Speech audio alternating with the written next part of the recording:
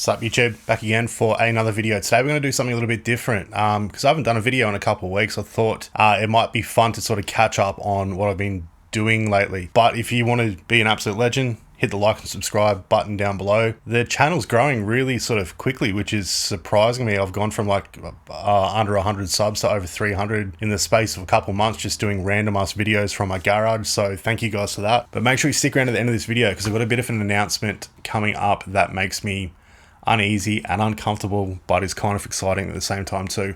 Also remember, when we hit 1,000 subs, we're going to give away one of those little tap tempo in a tuna can doohickeys as well. So like and subscribe down the bottom.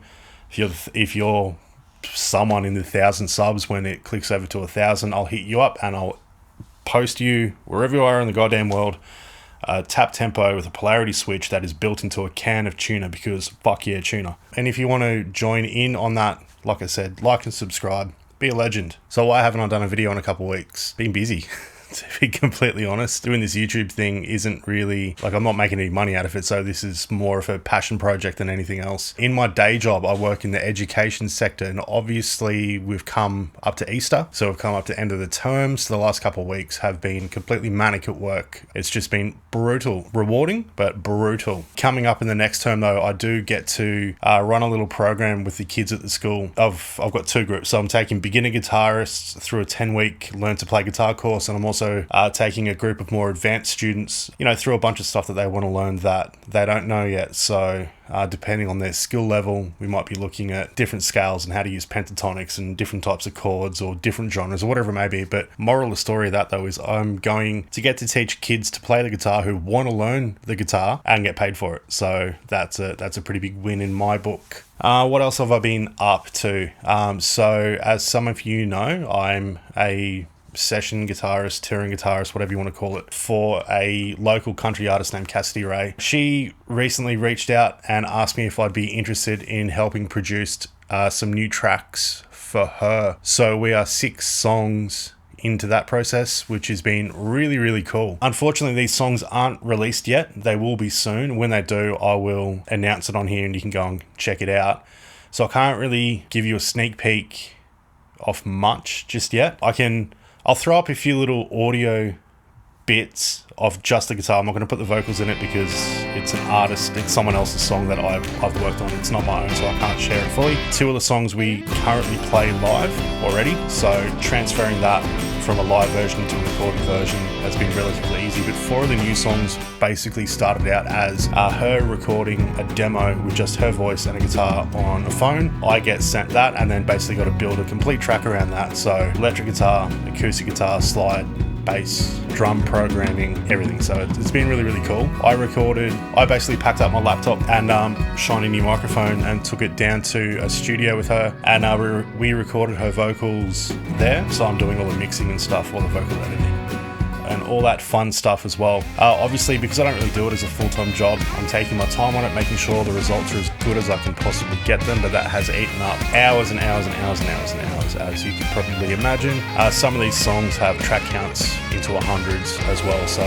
it's a big project. Being guitarists here, we're all guitar geeks. What we want to know is the rig that was used, and predominantly it was a Fender Mexican Telly. It was the Yamaha SA50, the old Yamaha hollow body, the Gibson SG Tribute, a Artist Guitars Grunge Master. It's like a Jazz Master sort of deal with P90s in it.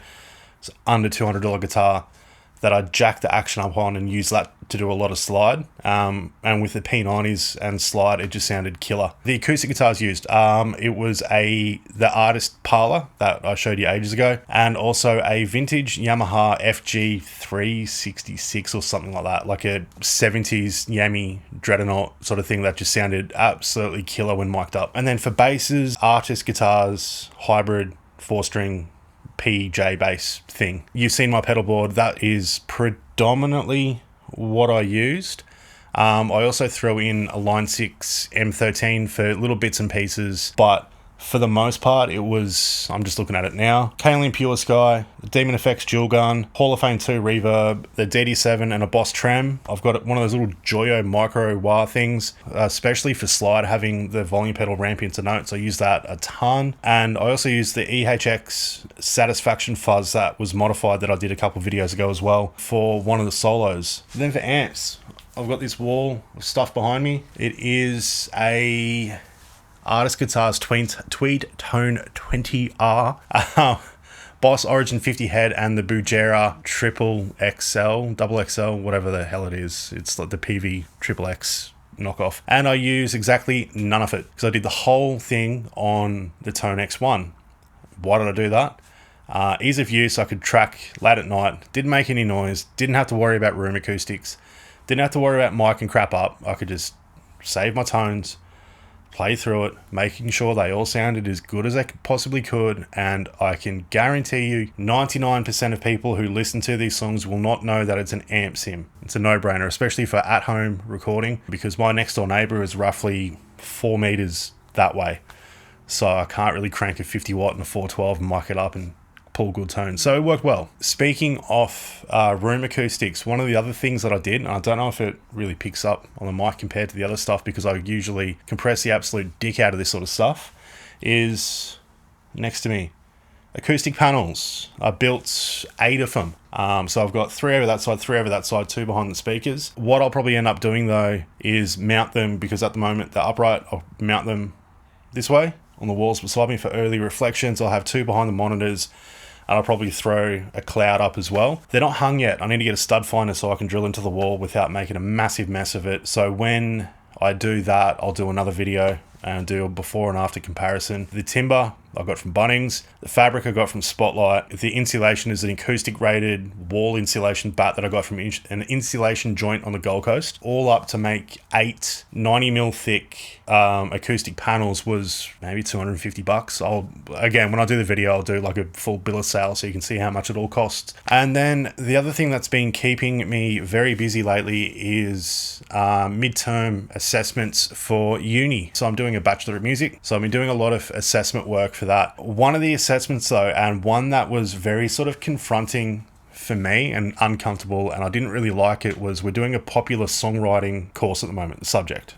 for the trimester. And for this assessment, you have to write lyrics to a song, write music for those lyrics, record it, and then submit that as part of your assessment. I had to sing a song. I had to record a song, and I had to send it to a guy who's got a doctorate in music to get marked. But I found it really sort of unsettling and uncomfortable recording a song and then singing it and then sending it to someone else. So what I'll probably do is I'll have the music side of the stuff going underneath the chat now. But one of the things that I preach to the guys at our school, the students, is that, you know, even though something may be uncomfortable, you just need to do it sometimes because it'll make you grow as a person. And I think being older as well, and then trying to teach, you know, noobs, young people, whatever you want to call them, to pursue music and be passionate about music and be fearless about music, while also having my own reservations, is kind of contradictory. So one thing I'm going to do, and keep in mind I'm not a vocalist, I can't sing to save my damn life. I'm going to make some kind of stupid visualizer or whatever and put the lyrics on it, and I'm going to upload this song, and I'll put the link for it up here, wherever it is, and then I'll put it out into the world. I'm even nervous talking about this shit. It is like a pop country sort of thing in 6/8. It's got a stupid solo with the octave fuzz on it, because why the hell not? And the song is about my partner, who I love tremendously. It is very cliche and very cheesy, but I'm not fucking Shakespeare. I just had to write a damn song for uni, and this is what it is. So have a listen if you really want to. Let me know what you think. And yeah, I guess with that, that's pretty much all I've got to share at the moment, but I'll be back soon. I'll do the acoustic panel videos. I'll do a run through of the recording process with the Tone X and how it all turned out, especially with the new editor. It was fucking seamless. If I was using the old software before, having to muck around with different presets and trialing shit out, it would have done my head in. But with that editor, it is painless. So that is a good thing. I've picked up a few random ass bits and pieces of gear as well, so I might even do demos of that. It's not even really guitar related. Fucking secondhand Rode NT1, and I got a new set of monitoring headphones, which was weird. Using one set of headphones for so long and then using another one, I was like, these are fucking shit. Like the EQ curve on them's different or whatever it is. But then as soon as I mixed something on that and then played it through the speakers, it translated perfectly. So happy days. Anyway, enough of me talking shit. I'm gonna go and edit this, and I'll throw up that stupid visualizer to that song. And yeah, peace out. See you next time.